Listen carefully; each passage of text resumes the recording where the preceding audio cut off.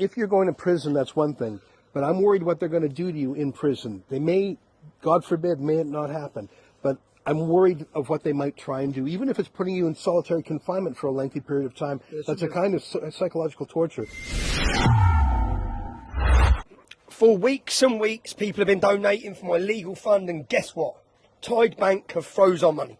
They closed our account. I'd given up. For weeks, I've been saying, what am I going to do? I'm just going to go into court. I can try and argue the case because I haven't got any money because they froze it. And then I buried my head and I spoke to Ezra Levant 2 days ago. You remember Ezra, my boss from Rebel Media in 2015? I explained the situation to him. If you've ever seen anyone work so quick, yeah? Within 48 hours, Ezra standing here. By the end of the conversation, I had an email like this, talking to my lawyers. I put a recommendation for a top KC. He stepped in. Ezra, you're here now.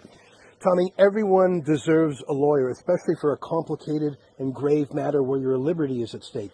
Even terrorists in the UK get lawyers, often paid for by the government.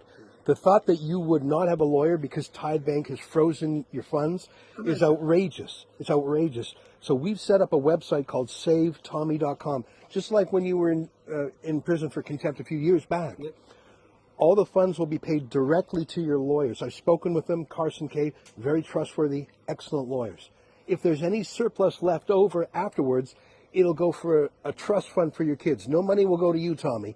It'll go to your lawyers and any surplus to the kids. No, great, mate, because I don't know what's going to happen in jail. In Germany, there's lots of different legal fronts we need to fight. So, Ezra, I'm grateful for you coming over, man. I'm sure, and as well, can you guarantee that you'll come to the UK, come meet me in prison, and give people updates? I will. That's actually what scares me the most. If you're going to prison, that's one thing.